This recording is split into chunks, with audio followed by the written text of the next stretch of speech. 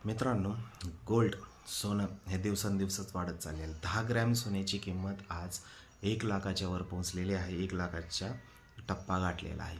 जवळजवळ मागच्या 1-2 महिन्यामध्ये सोनं 26% ची वाढ झालेली आहे सोन्यामध्ये. आता सोनंची किंमत ही कशी ठरते, कसं डिटरमाइन सोन्याची किंमत ठरते हे आधी आपण पाहूया. सोनं ठरतं मित्रांनो, साध्या सोप्या भाषेमध्ये सांगतोय की सोनं ठरते डिमांड आणि सप्लायवर सोनंची किंमत डिटरमाइंड होते. म्हणजेच कसं, डिमांड जर जास्त असेल तर अर्थात सोन्याची किंमत गोईंग अपच होणार आहे, म्हणजे वाढणारच आहे. जर डिमांड कमी असेल तर सप्लाय जास्त असणार आहे. त्याच्यामुळे डिमांड जर कमी असेल तर सोन्याची ॲब्सोल्युटली किंमत पण उतरणार आहे, कमी होणार आहे. तर आता ह्याच्यानंतर पाहूया आपण की सोनं का वाढत चाललेलं आहे.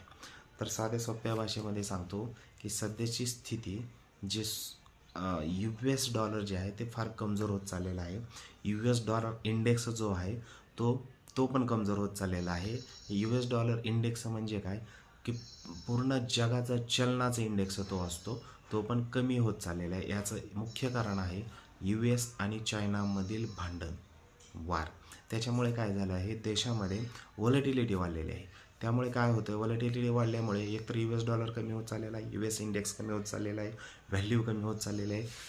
त्या दरम्यान काय होतं, इन्स्टिट्यूशनल इन्व्हेस्टर किंवा सेंट्रल बँक जे आहे ते सोनं खरेदी करायच्या पाठीमागे लागतात. त्याच्यामुळे काय होतं, डिमांड वाढते. त्याच्यामुळे सध्याची परिस्थिती सोनं खरेदी लोक करत आहेत, देश खरेदी करत आहेत. त्याच्यामुळे सोन्याची किंमत वाढत आहे मित्रांनो. पण हे लक्षात ठेवा, आता सोनं कमी होईल का, हा सगळ्यात महत्त्वाचा प्रश्न.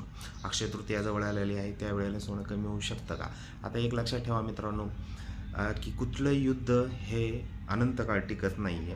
US आणि चायनातलं काहीतरी ऑप्शन काढून हे वार थांबवावंच लागेल, कारण तिसरं युद्ध होऊ शकत नाही आहे, कारण पूर्ण जगावर त्याचा परिणाम होणार आहे. तर मित्रांनो, US आणि चायनाचं आज ना उद्या भांडण मिटेल, डिमांड कमी होईल, त्याच्यामुळे प्राईस नक्कीच ड्रॉप होतील. पण किती ड्रॉप होतील, तर जाणकारांचं मत सांगतो मी तुम्हाला की 85,000पर्यंत सोनं येऊ शकतं, असं जाणकारांचं मत आहे.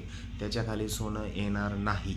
जे 56,000, जे 50,000, जे 60,000 म्हणतात ना, तर त्याच्या प्रकारे मला वाटत नाही किंवा जाणकाराला वाटत नाही तिथपर्यंत सोनं येईल खाली. पण US वार जेव्हा सुटेल, हे व्हॉलॅटिलिटी कमी होईल, तेव्हा डिमांड कमी होईल, त्यावेळेला सोनं नक्कीच खाली येईल. तर हा व्हिडिओ तुम्हाला कसा वाटला, लाईक करा, शेअर करा, सबस्क्राईब करा. थँक्यू.